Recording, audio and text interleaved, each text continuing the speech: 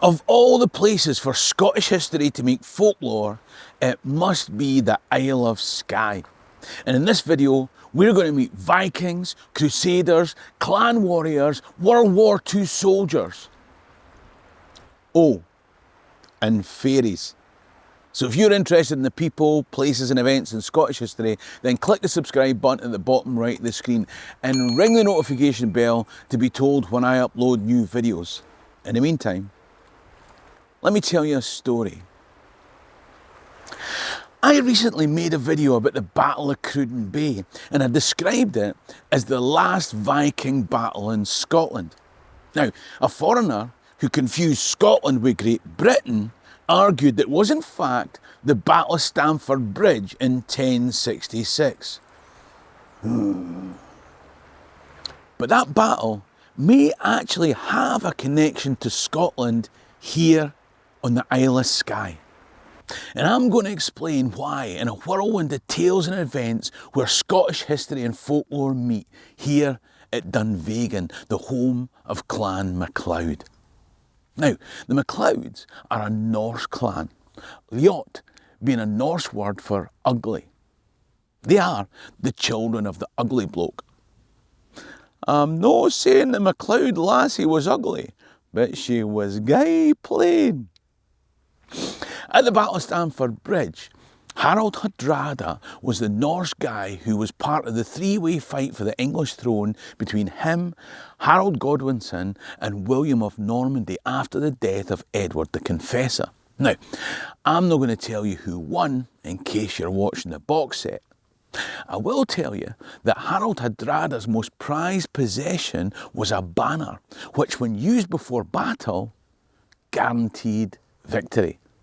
William the Conqueror had a name which, when used after battle. Now, some have suggested that Harold's banner might be that same flag whose remains are now behind glass in a frame in Dunvegan Castle. Now, ideally, I would have stood in front of that framed flag telling you all about it. But unfortunately, the folk from the clan, whose 18th century chief got caught selling his clan's people into indentured servitude, and whose 21st century chief tried to sell the Black Cullens, said that I needed to pay them before they'd let me advertise their castle. Those roof repairs don't come cheap. Anyway, here's a picture that somebody else took. And here's a picture as a flag would have looked in its pomp. Now, it may not be the same flag used by Harold Hardrada, and let's be honest, given the fact that Harold was killed in that Battle of Stamford Bridge, he might have been better off going into battle waving a tapestry hand-stitched by the women of Bayeux. But whether the silk flag that we're talking about is Harold's banner, or more likely, a similar totem of faith in that Norse culture from which the MacLeods came, by the time of World War II, there remained the remains of a flag in what remained a Dunvegan castle. And it's still there.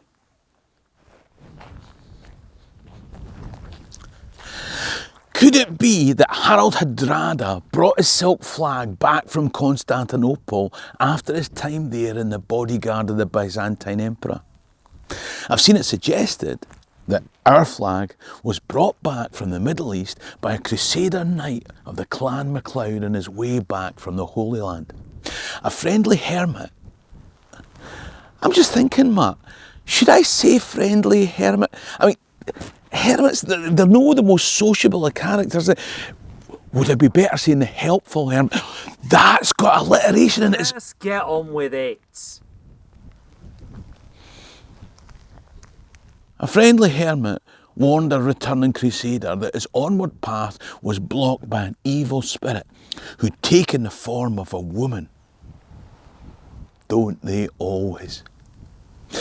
But he overcomes the spirit with help of a part of a one true cross given to him by the helpful hermit.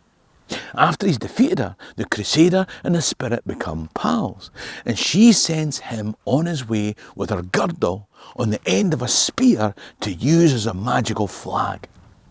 Now, If you think that sounds pants, forensic tests done by the V&A Museum confirm that our flag was indeed made in Syria. Or maybe Rhodes. I'm going to come back to a bit more recent history in a bit, but whilst we're talking of otherworldly things, let me take you someplace that's both special and ordinary at the same time. If you've been watching my videos, it won't surprise you to know that I'm in Skye because last night I was doing a live Scottish history stand-up show in Portree. Now, if you want locations and dates of my future shows in Scotland, England, Canada, Australia, New Zealand or elsewhere, then click top right or find the link in the description below. This is the Fairy Bridge, 3 miles north of Dunvegan. It's another place where Scottish history and folklore meet. A month or two back, when I made a video asking what items I should choose from the 7 Horcruxes that stored the soul of Scotland, a few people suggested the love token that was exchanged on this bridge. The Fairy Flag. Not carried back by a Crusader from the Middle East, but here at this bridge brought forth from the land of the fairies. One tradition says that a chief of Clan MacLeod had fallen in love with a fairy, or to give them their Gaelic name, she. Now, it goes without saying that this was problematic. Neither could live indefinitely in the other one's world. It'd be like a St Johnstone fan leaving the wonders of Perthshire to marry a Cogie fae Dundee. That's never going to last. In spite of this, the two were wed, but they could only be together for a limited time. Now, I've seen different claims on how long the marriage was allowed to last, but the two finally parted here on the Fairy Bridge. At their parting, the fairy wife gave the MacLeod chief a piece of cloth that would protect him and their descendants down the years. You see, one part of the legend says that they had a child who remained with the chief in our world, but the fairy flag was his mother's protection. Another part of the story says that the flag was in fact a shawl left by her in the child's nursery, covering him in his crib one night when she secretly visited as the members of the Clan MacLeod were revelling in another part of the castle.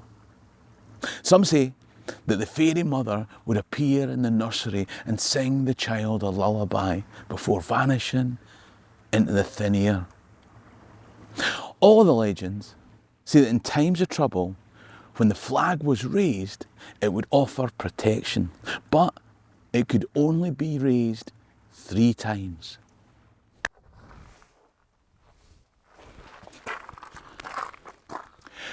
Now, in truth, I've seen reports that the fairy flag was raised at the Battle of Bloody Bay in 1483, the Battle of Glendale in 1490, to save a young MacLeod heir, to lift pestilence from cattle, and here at Trumpun Church at the Battle of the Spoiled Dyke in 1578. If you want to know more about that, then click top right to see a video that I made. If you believe every report, then the fairy flag's been up and down more times than the silk drawers of it. All I'm saying is, the science is inconclusive. Results have been varied. So, was faith in the fairy flag misplaced? Well, if it was, it continued well after people would be expected to stop believing in fairies. You see, during World War II, MacLeod pilots in the RAF, no hippie airheads or superstitious shaman these, carried pictures of the fairy flag in their cockpits to protect them.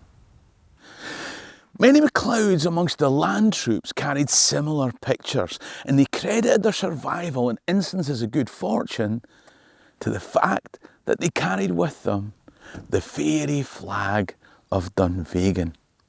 And what you might think of as the most surprising thing of all, I'm told that during the Second World War, Dame Flora MacLeod, the 28th chief of Clan MacLeod, offered Winston Churchill a tattered piece of yellow silk with red cherry dots and crosses to wave on the cliffs of Dover so as to fend off German invasion. He failed to see the value that many of his Highland troops, and indeed Dame Flora, recognised so well. How many British lives might have been saved if only Churchill had taken up this offer? If you'd like another video on where Scottish history and folklore meet, then there's one coming up on screen now. Support the channel by clicking top right to become a Patreon member or buy me a coffee in the description below. Ha mín dóchas gún bia lam alai. Sherry and Drasta.